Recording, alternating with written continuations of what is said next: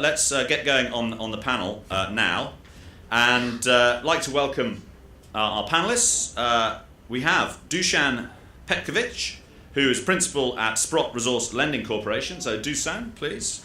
We have Neil Gregson, portfolio manager at JP Morgan Global Natural Resources Fund. Julian Treger, who is the CEO and executive director of Anglo Pacific out of London. We have Philip Clegg, who is an investment manager at Orion Mine Finance. And we have Stephanie Clement de Givry, who is managing director and global head of metals and mining finance at Societe Generale. Stephen Gill, who is the managing partner at Pala, is on his way. He is somewhere over Africa right now, flying down from Switzerland. Unfortunately, his flight was cancelled yesterday, so he will be joining us later this morning, but he's not here. So if you have any questions you particularly wanted to ask for Stephen, then please grab him over lunch. But thank you, panelists, for joining us. We've got a fantastic array of expertise here. We're just going to sort of set the scene. How are people feeling about the state of the market? What's exciting them for 2019? What's keeping them up at night? And what are the key issues we're going to be facing in the year ahead? So I think we'll start as the sort of. I think we'll start with Neil.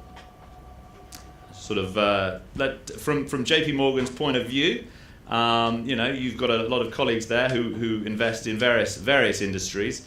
How is the mining industry shaping up? And when you walk into the canteen there at JP Morgan, are you the hero or are you the villain at the moment? And try and not go to the canteen much, but. Well, I think from our generous portfolio managers, because we actually sit within the global equity group, and they manage about $70 billion. They're invested in the large cap miners. They like the capital return story, the dividends, the buybacks, and as long as these companies don't ever build anything ever again, they'll stay as shareholders. Where at the other end of that scale, we would like them to build, we would like them to acquire, because our portfolio is all cap. And, we tend to have the sort of targets, the Arizona Minings of this world that the mid-caps and the large caps buy. So there's a difference of opinion from our side to their side, but that they are invested. And when you say, build versus acquire, that's obviously an issue at the moment. You've got a lot of M&A going on. Are people going to be acquiring versus looking for new projects at the moment? Is that something that... Well, we think it should. Obviously in the gold sector, we've had the sort of big four become the big two. I'm not sure if we're a fan of nil premium mergers, though, so we'd like to discourage that at all costs. But I would think in the gold sector, that's going to lead to more of the mid-caps, maybe the Kirkland Lakes of this world, saying, OK, if they're just going to produce, if Newmont Goldcorp are just going to produce 6 million ounces a year and pay a tiny dividend, why don't we go on the sort of growth angle, buy projects, develop projects, and offer investors, growth in production, obviously, without destroying capital in the meantime. We're seeing very little on the base metal side. All the big guys saying they want copper projects, but doing very little. Obviously, a bit of activity in Sol Gold. So we think there's a lot more to come yet. Dusan, from your point of view, from Sprott Resource Lending, what's getting you excited for 2019? Well, at Sprott, we're obviously very bullish in the gold space. Thinking from a macro perspective, you've got global debt at record levels. It's around 3 times global GDP. The math of raising interest rates just doesn't work. So with the debt bubble looming, we feel that gold is a great insurance policy for that. And then when you add in the trade wars, the slowdown in the global economy, it seems like a good time to hold the insurance. Central banks know that. I think they bought more gold last year than any year other than 1970 and 1971. So in our view, we think this is the start of a multi-year bull market in the gold space. And it actually probably started last year with gold outperforming U.S. equities. And not JP Morgan, Goldman Sachs recently put out a report putting a price target on gold of $1,450, I believe. What's your take on where we should see gold go this year? You know what? I think I forgot my crystal ball at home, so I'll just pass on that question. Everyone has their own targets, and you never really know. But we just expect it to keep climbing over the next couple of years. And actually, coming from Canada, you're based in Toronto, obviously. When we talk about the China trade war, it's sort of escalated a little bit into sort of Canada has been dragged into this now. How do you feel that the current political situation is going to affect? Because obviously, China is a major buyer of Canadian resources. People like Teck, have ships going across China all the time. How's that going to play out? Do you think the relationship between China and Canada? From what we've seen, we manage some money coming from China, whether it's from Zijin, Zhaojin, a few of the other big miners. We don't really think it's going to have much of an impact. We still see a lot of interest in direct investments in the Canadian mining companies. We do have a lot of high quality resources, especially some high grade mines that do need a lot of capital. So we still see that flow coming. It shouldn't really affect it. Absolutely. Stephanie, Dushan stole your crystal ball line. We were talking about it earlier. I'm going to just out him there a little bit. But what's your take on 2019? Well, 2019 is hopefully going to be easier than 2018. First of all, we do have some headwinds with trade wars, as you mentioned. But my feel is that the Chinese government is reacting very quickly, as usual, to these headwinds and already putting some stimulus into the economy, cutting taxes. The cut down on capacity on the smelter side has been softened compared to last year. And we start to see this inflow of Asian money into the market. So we saw the Zijin buying Nefson this year. We saw a couple of Japanese coming back into the big base metal project. So I'm feeling that the situation is going in the right direction with some of the strategic Asian investors ready to put in money. And because we are quite active in China, we are trying to help on that flow as well by supporting with acquisition finance. So we've supported Tianqi buying into the lithium space at SQM, Zijin buying into Nefson. So I think this is very encouraging for the sector this year.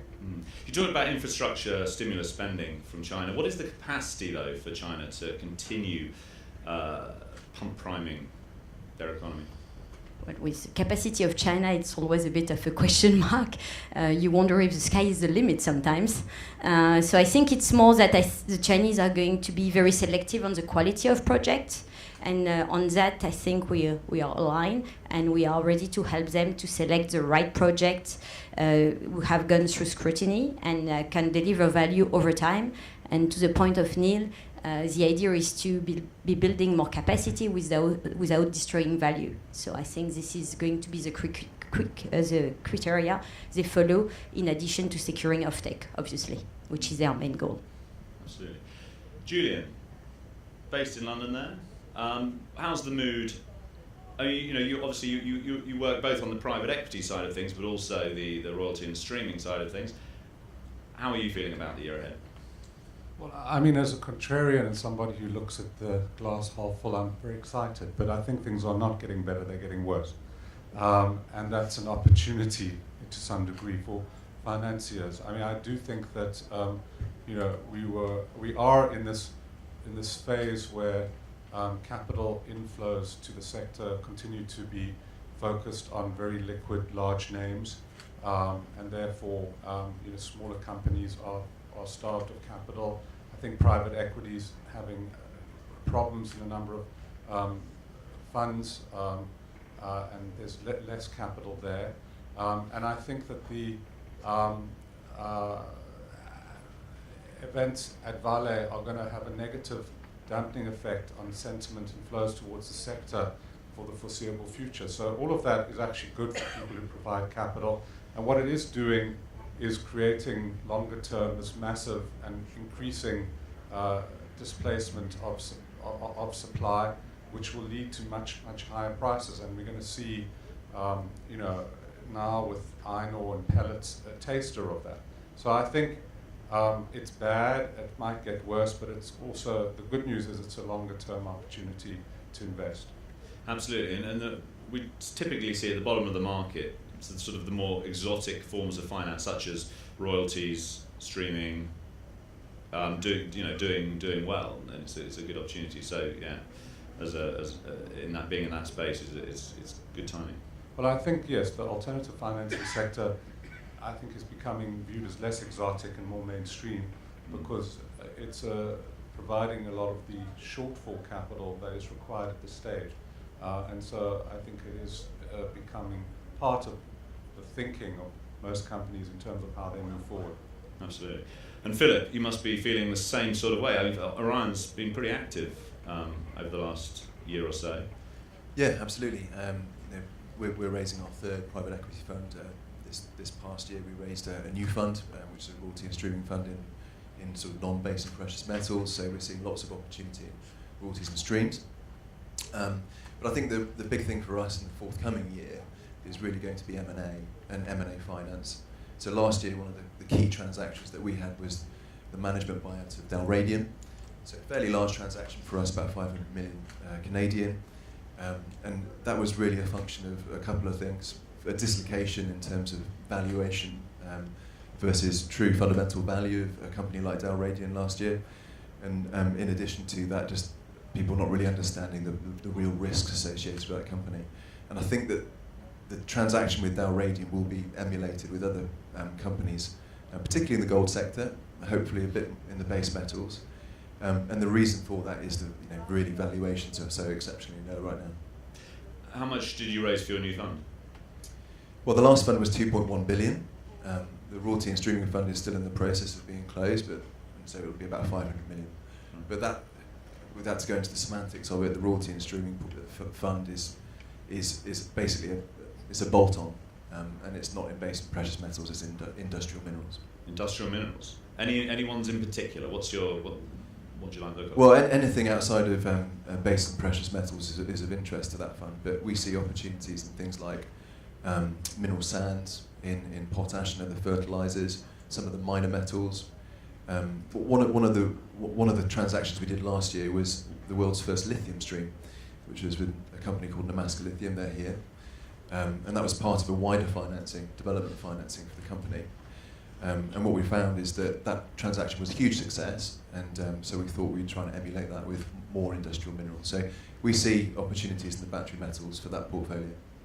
And that's brought up an interesting point, because the battery metals obviously, last year had a bit of a tough time. You saw a lot of lithium equities coming down. What's the panel's take on where next for battery metals? I think we did comment on this last year, but it just got to that point where it was a bit of a mania with 300 plus projects out there, at least 100 odd listed juniors wanting to develop both hard rock and brine projects. So we had some investments, and we did sell out quite a while ago. We've got 2 left, one brine, one hard rock. So, I mean, for us, it's just much simpler, much easier, and the sort of investable choice is much wider if we just look at the other beneficiaries like copper, where we're overweight. I'll agree with Neil. We've seen a lot of deal flow and a lot of companies coming looking for capital, over 200-300 companies popping up. But with the current environment right now, we feel that 2019 will be the year of consolidation within the gold space. So with a plethora of assets available for sale, just like Philip was saying, there will be a lot of M&A financings and a lot of acquisitions, because we feel that will take precedence over takeovers and mergers. So that will be our focus. But with that as well, there's a slew of development companies that will be looking for financings, and in our view, the best way to create value for your shareholders for development companies is to actually build, because the amount of capital available out there for all these acquisitions is probably a lot less than the supply of the assets. So that's really been more of our focus.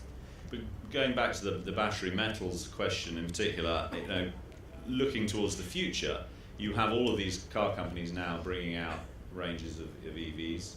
I think in China they say there's over 480 EV startups and manufacturers bringing out EVs. You've got people like Volkswagen, they're going to bring out sort of 20, 25 new EVs or whatever it is.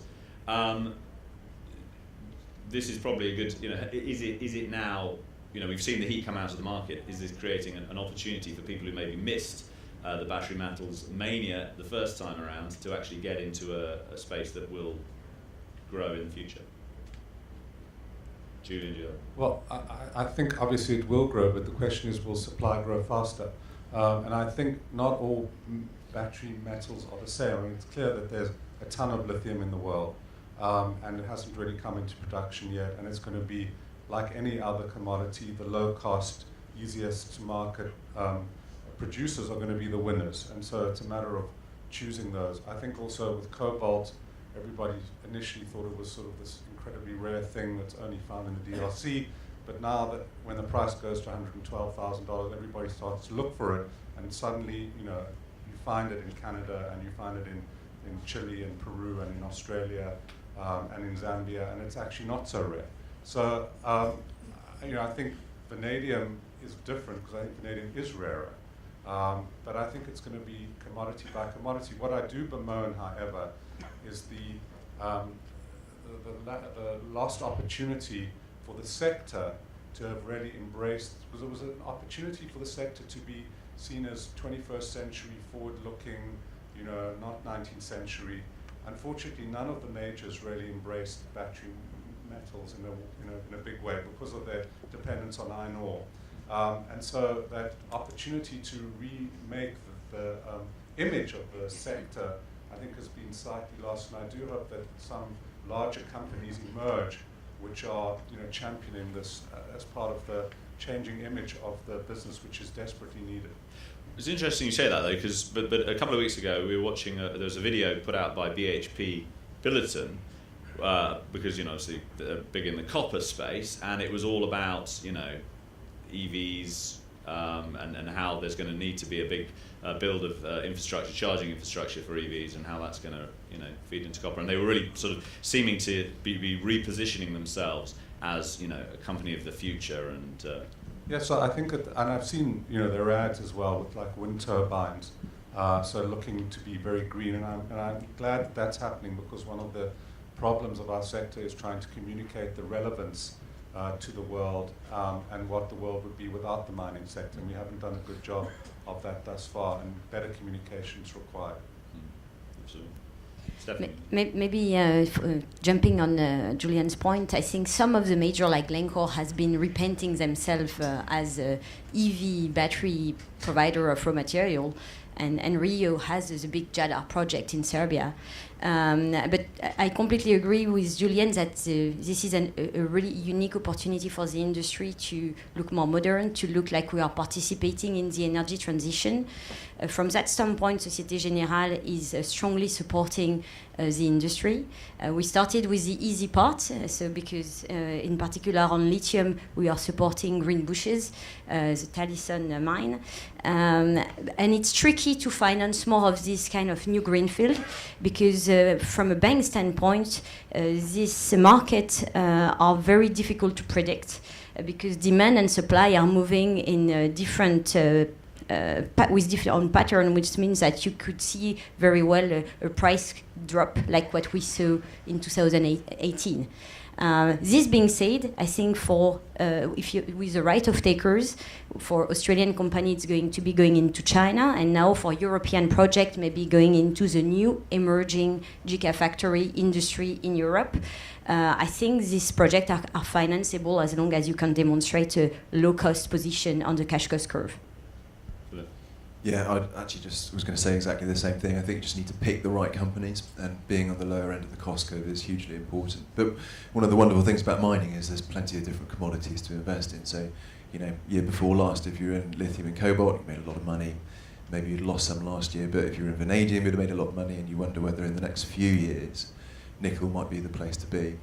So we're pretty constructive, just as a general point, on the battery metals, and I think if you're investing in the juniors, it's going to be one of the more exciting places to be. Do any of you have opinions about, there's this project in Indonesia being built by, is it Gem and Sangshan? Might have got that wrong. But anyway, they're building this nickel plant to process high quality, high purity nickel sulfate, which, if if they produce the amount that they say they're going to produce, would essentially flood the market for battery grade nickel. It's a Weda Bay project, JV between Tsingshan and Eramet. You're referring to? Yeah. So well, this one is a world-class deposit, and if they develop it, and the Chinese will have the technical and acumen to be able to do that, it's going to be indeed a very important new supply on the market. I mean, the Chinese have been extremely successful in grabbing a share of the battery supply chain. As European and American car manufacturers look to develop electric vehicles, are we going to see people wanting to develop alternative sources of supply so they're not so reliant on people like CATL to produce their batteries? I think we see that in Europe. I think the European Union is strongly pushing for the emergence of an industry for converters and battery making in Europe, which actually change a lot of the economics of the European lithium project, etc., as I said. So I think Europe is going to try and have some industry of its own, but it's a bit early. We see 5 gigafactory announced in Europe, but mostly with Asian money, the Koreans and CATL, as you mentioned. So I think, but we hope to see Northvolt emulation to the Northvolt project. In fact, maybe a few others. Absolutely. I mean, I think the Europeans are frankly sort of behind the ball now, and it's a bit late. But I think as a defensive move, if you think about the German Mittelstand and all the automotive component suppliers, they have to try and take action to preserve that. Otherwise, the implications for the German economy could be quite severe. Absolutely. Let's move on to a slightly more straightforward commodity, gold. With the trade wars and Brexit and things like that creating concern, we've mentioned a little bit earlier about where we think the gold price is going, but some of the other panelists, what's your take on gold and where it's going to go now? We were sort of slightly underweight the gold sector and put some more in about 2-3 months ago now. I think given what was happening with interest rates and the US dollar last year, actually the resultant gold price I think was quite positive. So we think there's upside for the gold price, but more importantly, the sector is just so beaten up. Particularly in the sort of middle, lower end, and we just see so many opportunities. I don't think I've ever seen discovered Canadian ounces so cheap. Things like Cisco Mining, Barkerville, Marathon. So the M&A will come. I think there's lots of opportunity. Absolutely. I think from our perspective, there's not that many development finance opportunities in gold, no slam dunk opportunities. And in fact, last year we saw a number of situations whereby management teams basically decided to delay their projects because the environment wasn't right. So hopefully we see those move forward in 2019. But for us, again, I think the big thing in the forthcoming year is going to be M&A situations, whether that's asset carve-outs or take privates or so on and so forth. I think the gold price is going to be constructive to support that activity. The question is whether or not there's going to be the capital in the market required to finance those acquisitions. But one of the premises that we're raising our third fund right now is exactly for that. Is one of the issues we've seen with the gold price over the last few years is the fact that the dollar has been so strong. This goes across all commodities really. The dollar has been very strong, so it looks as if the gold price has not really been going up. But if you actually look at the gold price in, say, Aussie dollars or pounds, it's actually been performing pretty well. Has a strong dollar been masking actually quite good performance by commodity for commodity prices? I'm not sure if it really matters because I think investors just look at the US dollar price and that's that sort of thing. But are they missing a trick because of that? Well, I mean, I've sort of been running money in the sector for nearly 30 years now, and we've had, periods when you've also had sort of Aussie dollar weakness or South African rand weakness, and you can get a bit of, in countries that have a large domestic pension or savings industry, you would get the South African institutions buying some of the golds as a currency hedge, but generally, I just think you do need it to be going up in US dollars to bring money overall into the sector. One of the interesting things from a currency perspective, I think, is the contrast that you have between Canada and Australia. I mean, obviously the valuations are markedly different, and that's really a premise of what's been going on in Canada with alternative investments for sort of junior investors. But if you look at the margins, they're about the same. So you look at that and you say, well, hang on a second, given the disparity in valuations, why is there not more M&A of Aussie companies taking over Canadian companies? Well, yes. Are we going to see that? Is that something that's going to happen, do you think? I mean, people have talked about, you've got all these companies like, Saracen, St Barbara, Resolute, Evolution, Northern Star, and then you've got companies up in Canada like Pretium and people like that who, there's sort of, there is chatter out there about them being takeover targets from Aussies going to Canada. Is that... One would think, I mean, at the end of the day, I don't think the gold industry can help itself, so it eventually gets there. And obviously that Pogo deal that Northern Star did, large equity raise, and then I think a 17% share price rally, so that should give the other Australian companies the confidence to, take advantage of these valuation differentials. Actually, from a banking perspective, the gold price in USD is actually moving in a range which is quite comfortable for the bank from a credit perspective. We don't see any major threats. So naturally, as usual, we are going to be looking at the cash cost curve and what room you have in the cash flow if you have to face a downturn on the gold price. But generally, it's quite solid.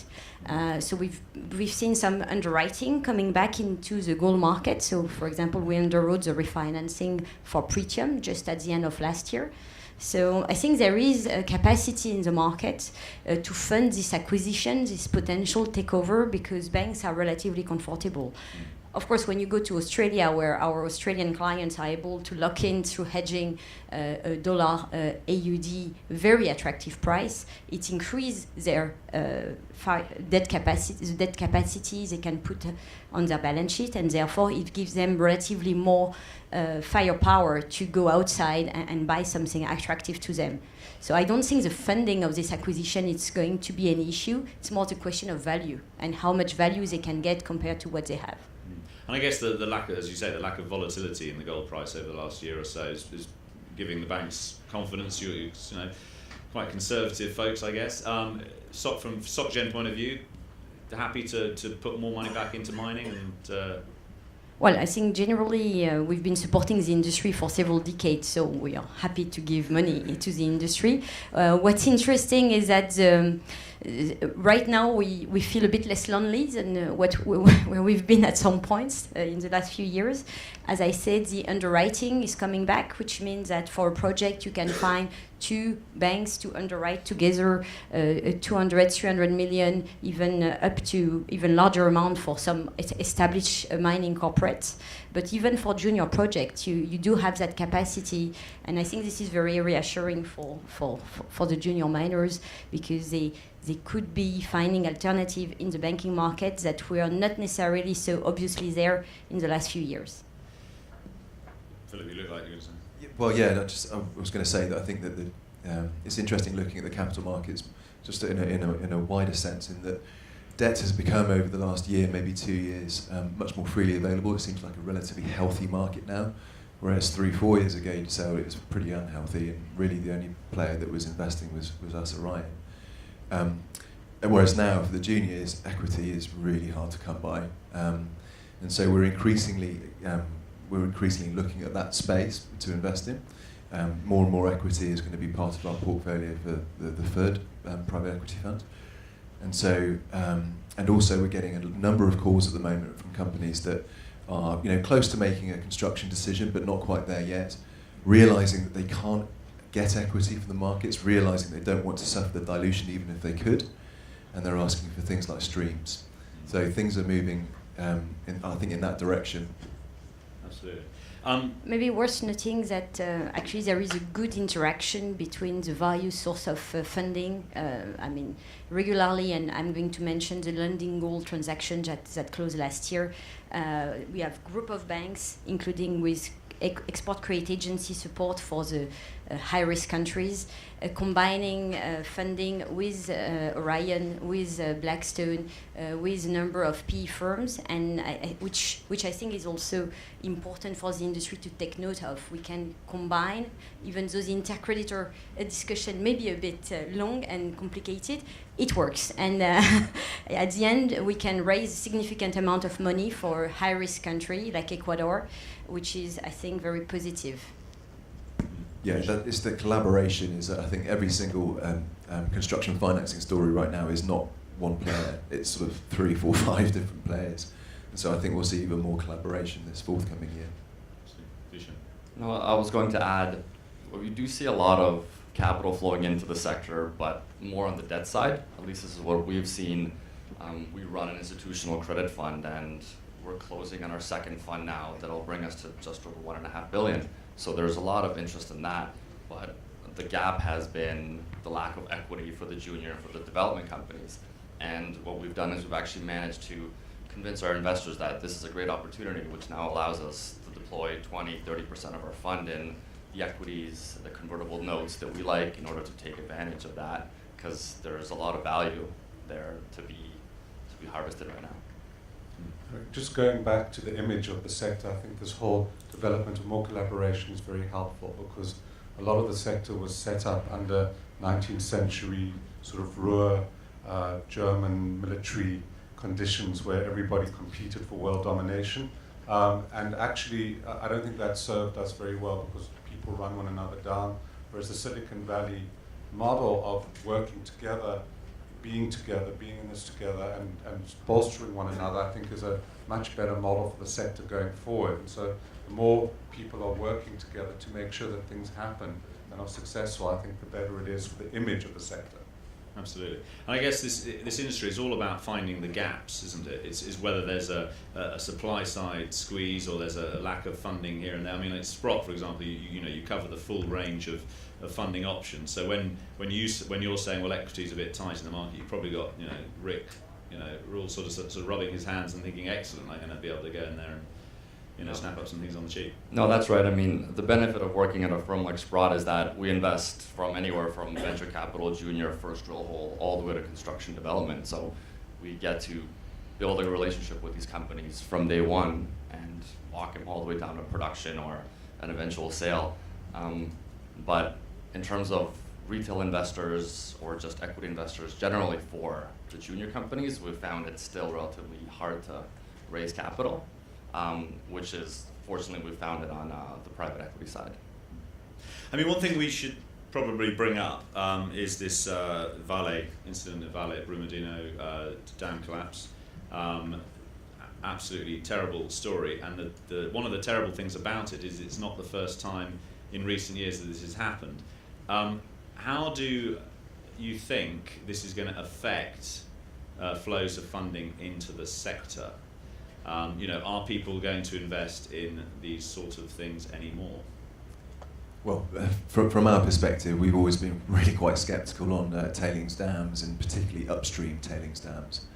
And so we've always thought twice, 3 times about investing in companies that were proposing such things. But you just have to ask yourself, how can this possibly happen for a second time? After independent audits, how can they possibly have got this wrong again? And so I actually personally think it's probably the end for upstream tailings dams. I don't think it can happen again. And we need to speak with our wallets, right? We can no longer invest in companies that take that approach. But I think it cannot be positive for the sector in the short term. I mean, a lot of people are going to think again, particularly equity investors, about a sector which was already before becoming increasingly small as a proportion of the global investable market. And I think the industry, that's why I keep harping on about image, because I think that's really important now, to be relevant. And I think the industry's got to come together and really, show by action that this is, all about the past, and the past is going to be addressed as well in terms of reshaping the industry for the future. And that's terribly important. Right. What we've noticed is we take ESG very seriously, and we have a committee within our fund, we have a corporate committee as well, and anything that doesn't pass our internal ESG guidelines, we just can't invest in. So that's how we are promoting this, and we're hopeful that this is the last time something like this can happen. We do own Vale. After the tragedy, obviously there's a lot of internal discussion as to really whether or not it's investable for us anymore. And I guess, repeating some of the comments after Samarco, how they and why they did not look at all their tailings facilities and see where people were habitually in harm's way, living or working, and move them or take action. I don't know. From the banking market point of view, I think it's maybe a bit early to make sure that we fully understand the ripple effects this could have. But for large banking institution, it's really a huge reputation risk to be supporting a corporate who seems, looking at it from in the public eye, to be careless enough to kill 300 of their own employee eating in a canteen. So that's really something people are going to be really very careful about not repeating any of the mistakes. And now I would like to split maybe between the projects and the corporates. Because on the project side, being Equator Principal Bank, we have all the due diligence and reports and everything that is required to make sure that when we finance a new project, we have comfort that it is built according to certain standards we are happy with. So I, in my view, I think aside from people really moving away from the mining sector completely, I think the category of funding that will remain available is going to be EP compliant project finance. Now on the corporate side, because there are no such clear ESG criteria, I think the industry needs to come up with some kind of, I don't know if we call them EP of the corporate side, which will give some comfort to the investing community, and I'm not talking here only about banks, but also investors, that things are properly done and monitored, even on all tailing dams not used for the last 2 years, as long as they can become dangerous artifacts. I mean, I think there are other broader implications. I think iron ore could become more like coal, in that the margins are going to go up because the price of iron ore, and particularly pellets, is going up, but it's going to be much more difficult to get financing for new iron ore projects. And then I also think that in general development projects, obviously particularly in Brazil, are going to find permitting much, much more difficult, and therefore existing producing assets are going to become more valuable relative to development assets, because the environmental regulations are going to definitely be tightened. But are they? I mean, when it happened, you read about Vale's going to pay some money and have a little fine and pay some money to the families and things, and it didn't seem like very much. Heads should be rolling, shouldn't they? To be fair to the Brazilian government, I think that they froze 3 billion of assets of Vale. They've arrested management team and some of the engineers involved in this. So they seem to have taken some reasonable action. But I think just for the wider sector, there are 17 tailings dams in Vale. There are, I think it's 3,000 tailings dams globally. So it could just be the tip of the iceberg, and I think we really need to sort it out as an industry quite quickly. At this stage, we've got 13 minutes left on the clock there, but do we have any questions from our panel about the year ahead? Stick your hand up. We've got a microphone roaming around. Anybody got a question for our panel?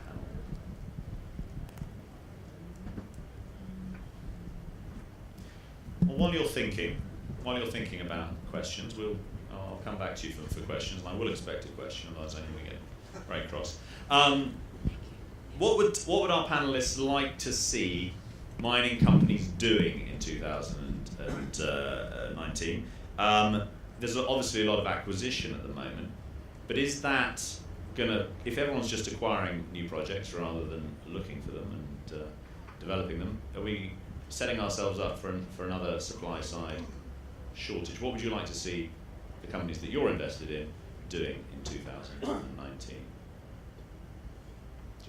I mean, first of all, going back to the image thing, I really think it's terribly important that the industry response to the Vale tragedy is very robust and believable, and I think the industry also needs to demonstrate more and more of its relevance, more and more, its innovation, more and more diversity, so that it's seen as part of the mainstream investable universe. So I think that that's terribly important. Unfortunately, the buying rather than building doesn't add to the world supply, but given the fact that even before this disaster, it was like 20 years from discovering a deposit to bringing a mine online, and now it's going to be even longer. It's probably not too late for whenever the next super cycle is, to even bring these projects into production. So I just think better behavior would be better and desirable, and would really help the industry in the year ahead. Is there a chance that we're going to see a bifurcation of the industry where you have maybe coal and iron ore sort of over here in the kind of, I'm not going to say undesirable sector, but then you have copper, lithium, nickel, all the, vanadium, and rebranding themselves as a new industry of the future, as opposed to this other side of things? But I mean, clearly there is a disparity between base and bulk materials and their valuation, so that may continue. And obviously people are trying to rebrand those base into the future 21st century, so I'm sure that trend will continue. Well, I think this trend of showing that the industry is supporting the energy transition and the electrification is clearly something that can bring more liquidity, more funds into the industry. What our understanding when we talk to green bond investor, because we are one of the big house on green bonds, is that they start to be looking at the mining industry as a place that could have an impact. If you are going to move from brown to green, your impact on energy transition is going to be very important, but they will need guarantees, and then the governance, as Julian was saying, is going to be very important. The ability of the sector to provide clear commitment and guarantees that the governance will be there. I'd say we'd like to see a shift, which we've already started seeing amongst the majors, a focus towards profitability rather than just growth. As Neil was saying, the generalists invest in the majors, and everybody else, or the few other funds that are out there, invest in the development projects. So speaking with some of my colleagues that are generalists, they don't understand mining companies. If they want exposure, they'll buy the GLD or the big companies. So focusing on EBITDA growth and earnings is, I think, the best way to attract the generalist investors back into the sector, which will then make more companies investable and hopefully raise the tide. I mean, I think we're seeing as well politicians now starting to talk about ways of shifting from sort of capital gains taxes towards dividends taxes, which might encourage companies to focus more on profitability rather than just share price appreciation, and that sort of reflects what you're saying you'd like the industry to be looking at. No, definitely. It's if the more we can streamline the companies and again focus on, rather than NAV multiples, focus on price to earnings or EBITDA multiples, it'll make it a lot easier for more investors to come into the sector, which is what we really need. Orion, what would you like your companies to be doing this year? I think that we need to make ourselves more relevant in the sector. The sector has started the year terribly. I think that it would be good for some of our portfolio companies and some of the companies that we wish to invest to get into a position where they can attract more public equity. I know that might be an odd thing for you think for the private equity guide to say, but actually in order to finance mines, in order to exit our public market investments, you need a functioning public equity market. So I think that's pretty key. The last couple of years has been pretty awful, particularly in Canada. And so a turnaround in that regard would be good. I think the industry can start by making itself more relevant. I mean, you mentioned Canada there. Obviously, a lot of money from the retail investors has been going into cannabis over the last few years, but since legalization last October, and then you sort of see the reality of these companies' business models, where you have companies valued at maybe $1 billion who are trying to be growing this stuff in greenhouses in Edmonton, needing to be heated all the way through the winter and all this sort of stuff, and a relatively small market in Canada. are we going to see money coming back out of that and back into the mining stocks? Well, hopefully people get high enough to buy some junior gold stocks. I mean, what we'd like to see, particularly in the gold sector, but more generally, is just the big guys buying the little guys, but only the little guys that we own. But every time we talk about consolidation, you know, whether it be West African Golds or the Canadians, you can sort of see people going down that track and finally accepting that they're not going to get 200% premium or whatever. And then just when you think it might happen, the gold price goes for a run and it's on for young and old again. And we've talked a lot about the lack of equity around, and certainly we're not getting any inflows. But part of the flip side of that, part of the other problem is that when there is a lot of equity around for mining juniors, it's usually when you don't want to be funding, such as we saw at the end of 2010. So one other thing I should mention, Leo, which I think is worth, is that it would be great, but it's not going to happen if the majors embrace the future of this industry by indicating that they want to grow. I mean, I think it's terrible that the trailblazers for our sector are acting as if they are ex-growth. And many people are asking, where's the growth coming from, Rio? You know, why aren't they investing? And if the people who are supposedly the best and the brightest and the biggest, certainly, aren't signaling that, then that doesn't give much faith to other investors. So it would be good, I don't think it's going to happen, but it would be good if they sort of said, we believe in the future of this industry and we're going to invest in it rather than returning dividends. But do you think at Rio there is still the memories of what happened last time, where they invested in Guinea and they invested in Alcan and things like that, and it just, you know, they all are now out of a job, all those guys who were up at the top there. This is that memory, that corporate memory still there. But I think Rio's new chairman, probably 6-9 months ago now, they did admit that the pendulum had swung too far, and that nothing was getting, nothing at all on some of the new projects were getting through the gate, so they're sort of loosening that back a bit now. Absolutely. One thing that we've seen with the majors, how they're investing, at least in the development companies, as Neil was saying, he'd like to see them come in and buy the development projects, but the more common theme over the last few years have been toehold positions in companies that they do like rather than complete takeovers. The way that Newmont invested in Continental Gold or KL and Osisko, it seems to be the safer approach rather than just buying and building, because we saw what happened with New Gold and Rainy River. But with these recent mergers in the gold space, is that sort of signaling we're about to see a wave of those things coming through? I don't think so. I mean, we think with all the majors selling assets, there'll be an oversupply of assets available. So there'll be a year of acquisitions rather than mergers and takeovers. So again, in our view, the best way for the developers to actually build value is to build their projects rather than sit and hope for a takeover. On the Rio situation, I agree with Neil that we start to see the situation changing a little bit. They've been into a few M&A process last year on the SQM stake, on the QB2 stake.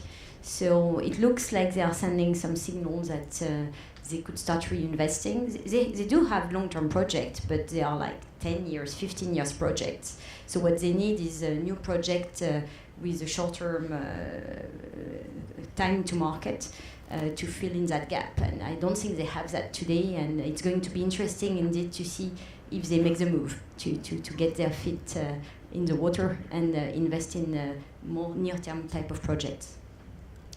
So looking forward into 2019, you know, Trump is famous, you know, his art of the deal is to go hard, to make a lot of noise, to big shouty, scare everybody, and then to actually back off and things to sort of go through.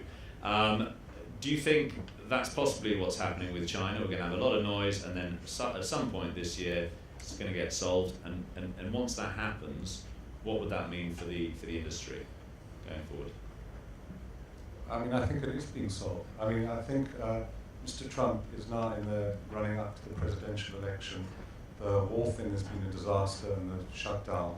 You can't afford to black mark. So the China thing is on, and it's going to be sorted out very quickly, and that's part of the reason why we've seen this recovery in the market so strong in January. Absolutely.